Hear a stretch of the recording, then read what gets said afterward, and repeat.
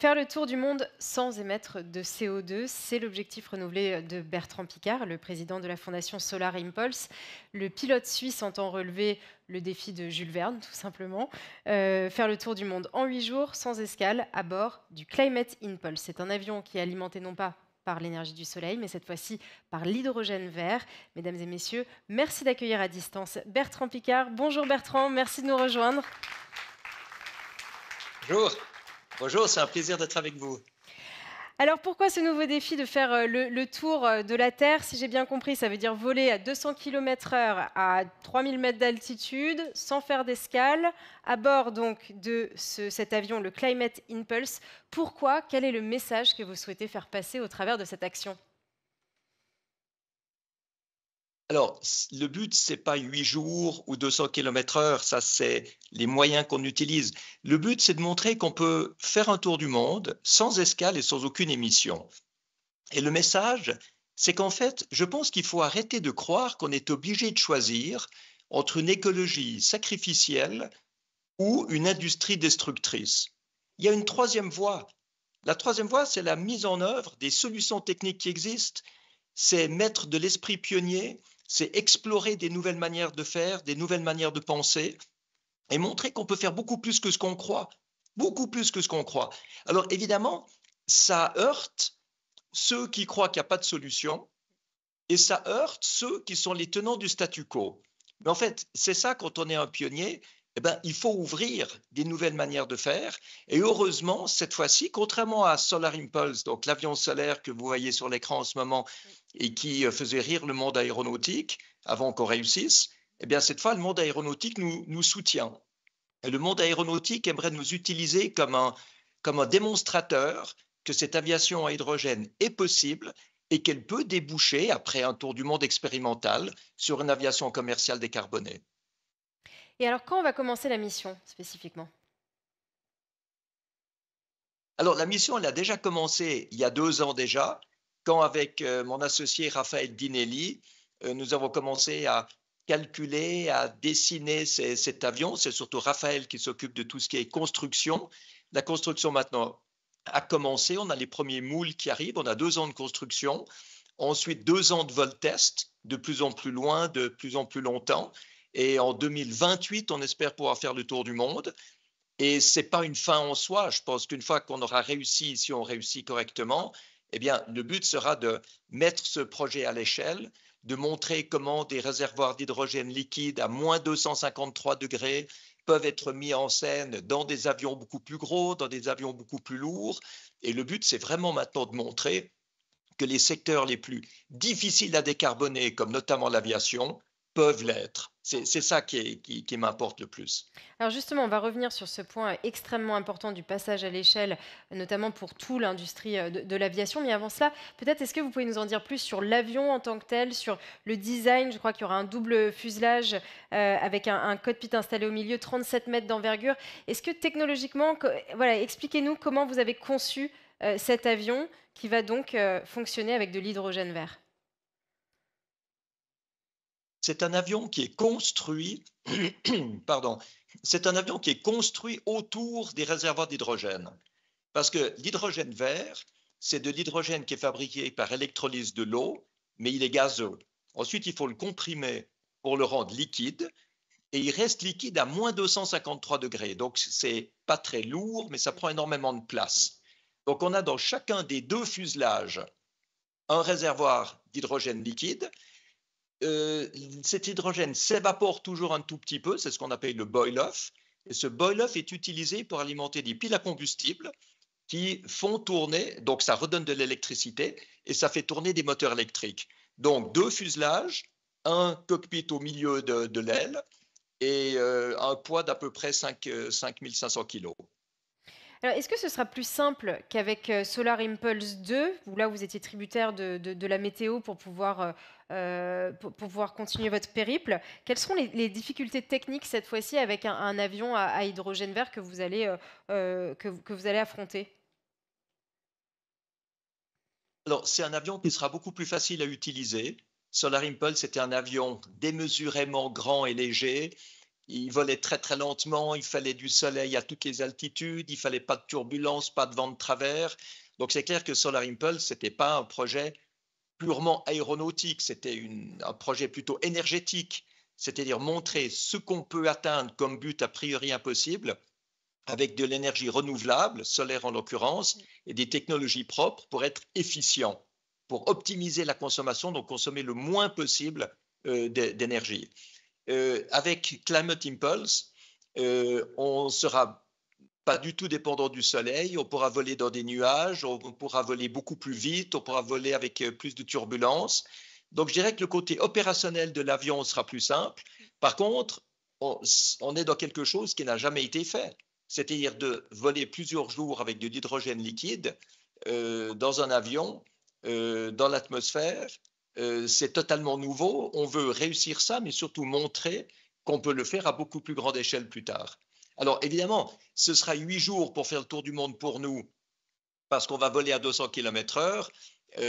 Pour des passagers normaux, on n'a pas besoin de voler aussi longtemps. Donc on va pouvoir voler dans des avions du futur avec plus de monde, plus vite, beaucoup moins loin.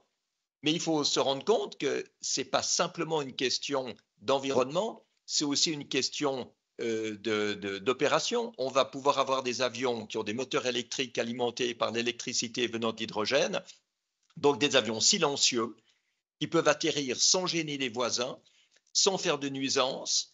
Et ce n'est pas seulement nuisances sonores, c'est aussi aucune pollution atmosphérique, indépendamment du CO2, pas d'émissions, pas d'oxyde d'azote, pas de particules, etc. Alors, il y a une question qui nous brûle tous les lèvres, c'est ce passage à l'échelle. Pourquoi est-ce que vous êtes capable de le faire sur un avion biplace et pourquoi, par exemple, avec des investissements suffisants, on n'arriverait pas à l'installer, à le pérenniser pour le secteur de l'aviation commerciale? Qu'est-ce qui bloque aujourd'hui? Est-ce que c'est technique? Est-ce que c'est une question de volonté? Alors, vous êtes très gentil de dire que je suis capable de le faire. Je ne l'ai pas encore fait. Oui. Je suis capable d'oser, d'essayer de le faire. Et vous savez, c'est quelque chose qu'on peut faire plus facilement quand on est une petite équipe flexible, que les financements viennent de sponsoring, comme de ScienceCo, une société dans les matériaux du futur, de Breitling, comme Marc Horlogère. On est beaucoup plus agile et on peut fonctionner comme démonstrateur. Mais l'aviation commerciale, ils croient, en tout cas chez Daher, en tout cas chez Airbus, ils y croient. Guillaume Faury a lancé un programme avec ses équipes d'avions à hydrogène pour 2035. Donc c'est quelque chose qui est relativement proche.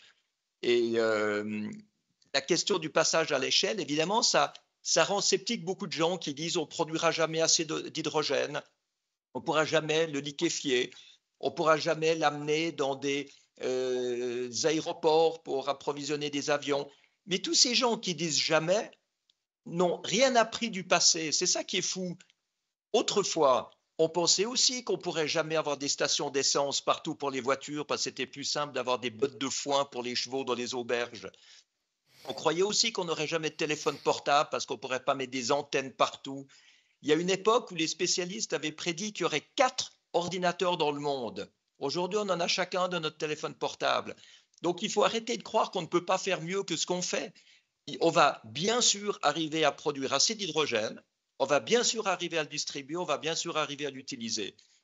Mais ce qu'il faut, c'est que ça se fasse rapidement et dans des quantités suffisantes pour passer ce qu'on appelle la masse critique, c'est-à-dire la quantité suffisante pour que le prix s'écroule. Et dès qu'on arrive à ça, eh bien, on peut lancer une industrie d'hydrogène pour tout le monde. Alors, vous êtes financé et parrainé par des entreprises multinationales. Est-ce que c'est compatible? Est-ce qu'elles sont toutes compatibles avec la transition écologique?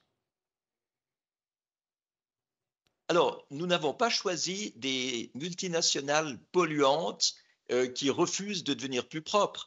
On a choisi des entreprises qui ont envie de contribuer à cette transition écologique, bien sûr. Et quand vous voyez ce que fait ScienceCo, ce sont des matériaux composites thermorecyclables, ce sont des piles à combustible, c'est des isolations pour les réservoirs d'hydrogène, c'est des batteries solides, c'est en fait tout ce dont le monde a besoin pour évoluer. Donc c'est clair que le but, c'est de travailler avec les industries du futur, mais évidemment pas avec les industries du passé.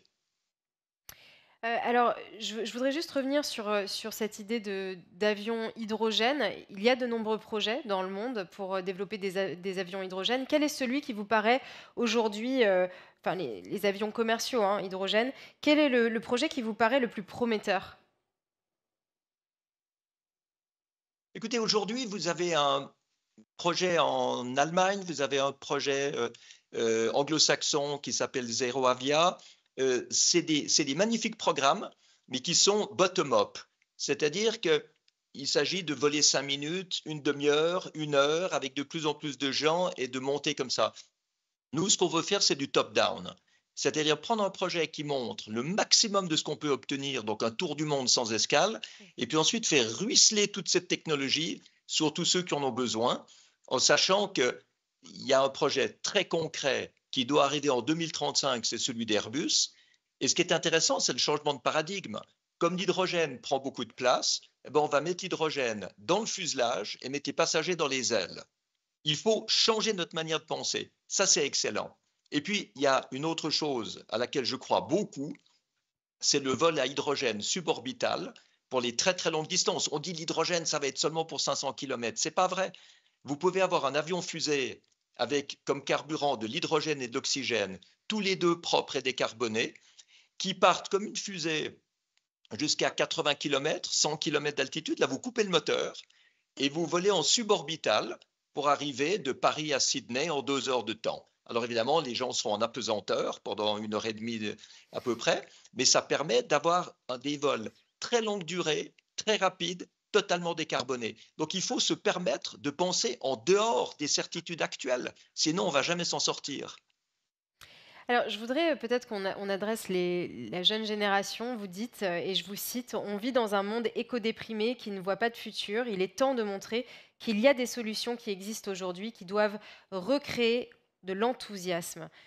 Tout au long de cette journée, lors des Global Trends, on essaye de recréer aussi l'émerveillement pour la nature. Dites-nous, quel est le message que vous portez pour la jeune génération? La jeune génération doit arrêter de croire ce que disent les marchands de peur. On n'a pas besoin de cette peur.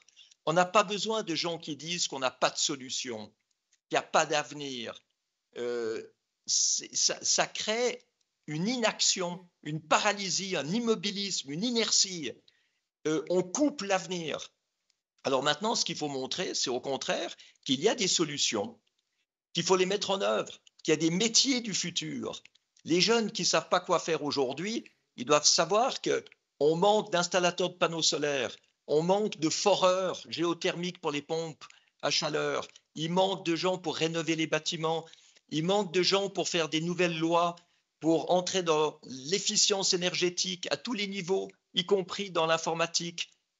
Il y a énormément d'espoir, il y a énormément de solutions, mais il faut agir et il faut y croire. C'est-à-dire qu'on doit développer un esprit de pionnier. L'esprit de pionnier, l'esprit d'exploration, c'est quoi?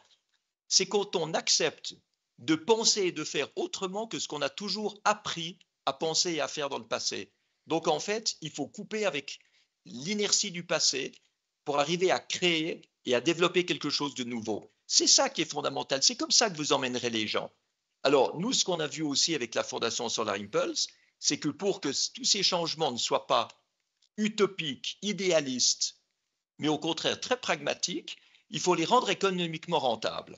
S'ils sont économiquement rentables, eh bien, ils vont pouvoir être adoptés par l'industrie. Si ça crée des emplois, ça va pouvoir être adopté par les gouvernements. Et on a montré l'exemple avec la Fondation Solar Impulse en identifiant 1600 solutions techniques aujourd'hui qui existent. Hein, ce n'est pas des vagues idées technosolutionnistes pour le futur. C'est du bon sens permis par la technique d'aujourd'hui et qui ne demande qu'à être implémenté. Eh bien, voilà où j'aimerais que la jeune génération s'applique. Bertrand Piccard, merci infiniment de nous avoir parlé et d'avoir expliqué votre état d'esprit complètement hors norme, de pionnier. Donc on retiendra à réfléchir en dehors des chemins battus et puis surtout avoir quand même énormément de concret et de pragmatisme. Merci beaucoup Bertrand Piccard. Je pense qu'on peut l'applaudir chaleureusement. Merci à vous, avec plaisir.